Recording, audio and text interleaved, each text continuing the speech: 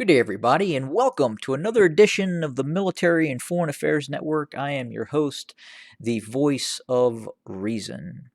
In today's second part of the ongoing coverage of the civil war taking place inside of the former state of Ethiopia, I'm going to have additional tactical coverage of the ongoing war, both a strategic and tactical overview of what we could be looking at next in terms of the next phases of set operations within the course of this conflict. So, as we know, the Ethiopian National Defense Forces, supported heavily by Amhara regional militias, have advanced along the A2 highway and would appear to be making efforts towards an advance on Desse and Kombolcha. Now, we have received conflicting reports, both in terms of other YouTube channels several days ago reporting that Tigrayan Defense Forces were departing Kombolcha, and at the same time, we have received reports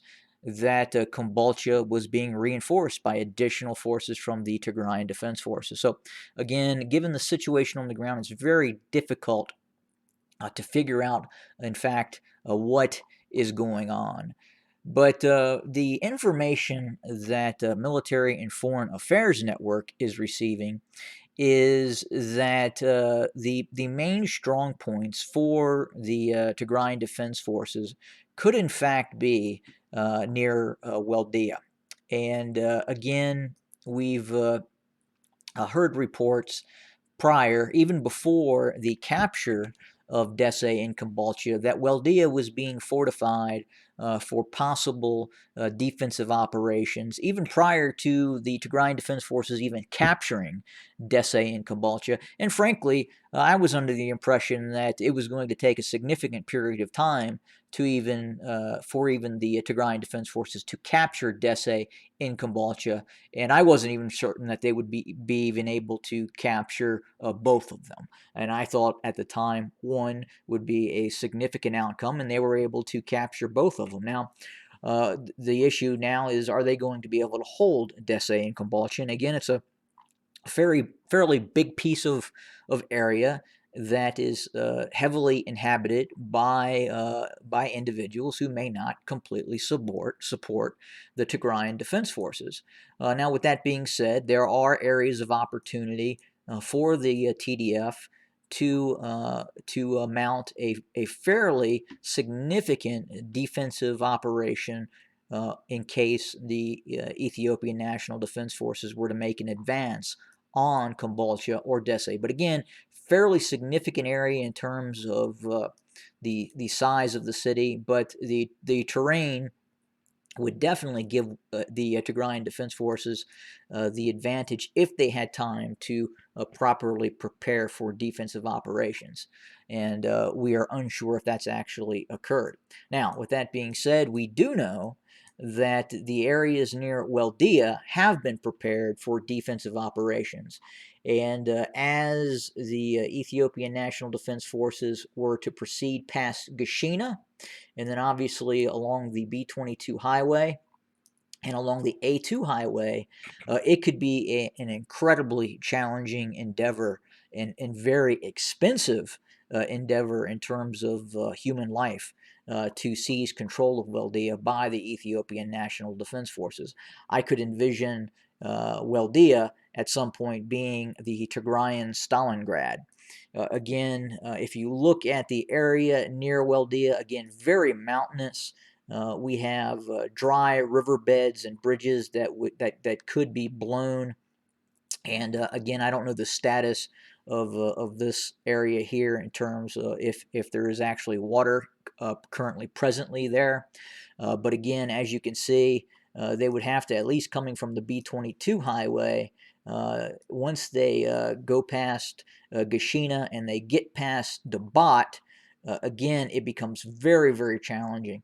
A very mountainous terrain with switchbacks, and again, opportunistic areas for the Tigrayan Defense Forces to launch ambushes, counterattacks, set up improvised explosive devices, and other methodologies of defense.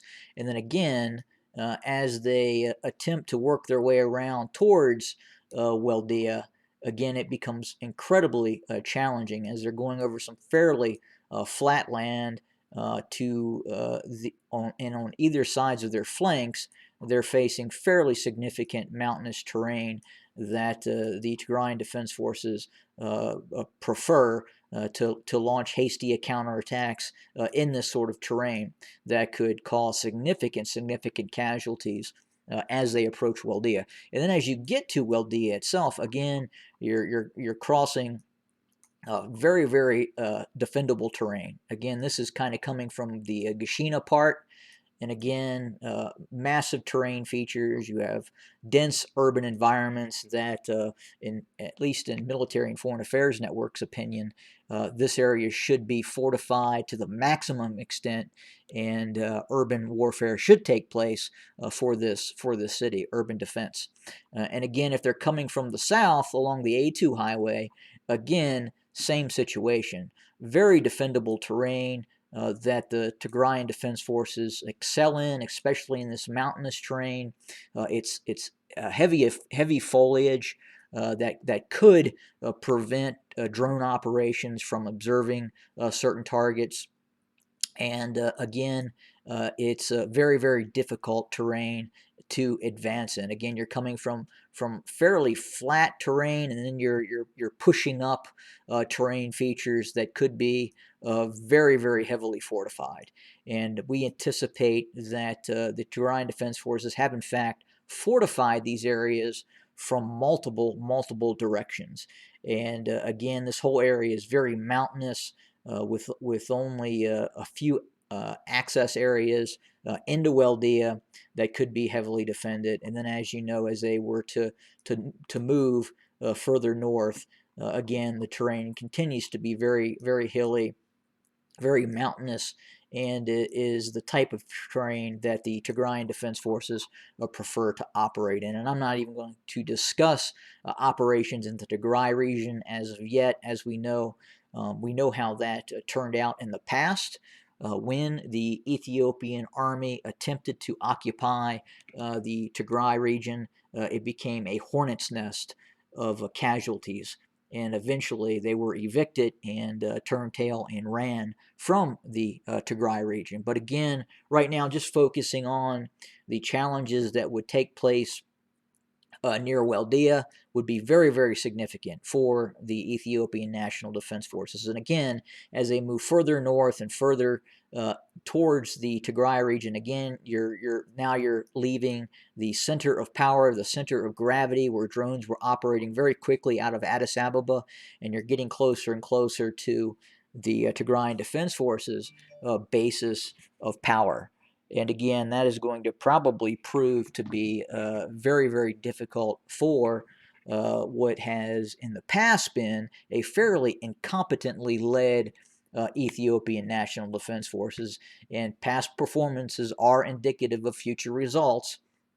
And those same battlefield commanders, all and more likely, will be commanding those same troops that would be advancing towards the Tigray region. But again, we're still looking at operations south of Dessie, south of Waldea, south of Kombolcha.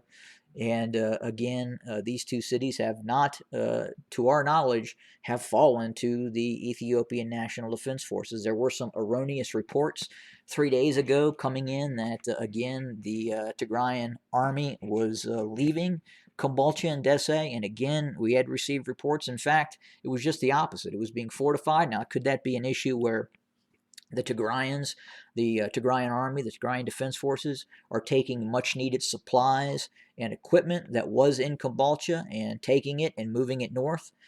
Quite possibly. That could be occurring as well. Could those forces that are there to grab some of this much needed supplies in Kombolcha, in Dessie, and taking it north, could that be confused for a possible withdrawal? Possibly. We just don't really know at this point. But again, as the ENDF gets into the areas near Dese and Kombolcha, and then if hypothetically they were to drive north along the A2, along this mountainous terrain, again, they initially had launched a very large offensive prior to Dese and Kombolcha being seized, and that ended in catastrophic failure for those forces. And again, it's a repeat of the same operations that took place in which the Ethiopian National Defense Forces took significant losses near Salula, Haik, Mursa, and other areas. And these forces, in all likelihood, probably have a very foul taste in their mouth to proceed north of Dese, north of Kombolcha, because of the sheer volume of casualties that were taken by the Ethiopian National Defense Forces, by the Amhara militias south of Wildea, north of Dese and Kombolcha. So again, we've seen the Tigrayan Defense Forces immediately respond to some of these actions by the ENDF in terms of counterattacks that have led to incredibly large casualties by the Ethiopian National Defense Forces. And again, past performances are indicative of future results in some cases. And could we be seeing that happening again?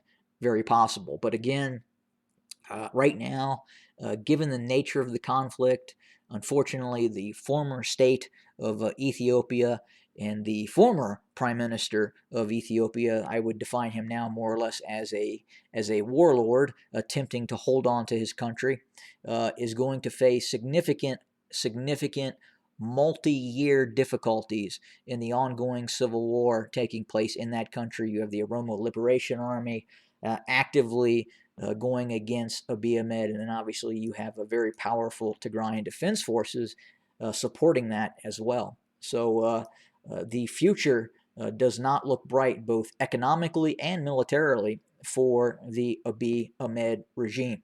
We'll continue to cover this and bring you more content for your consumption. Have a great day, everybody.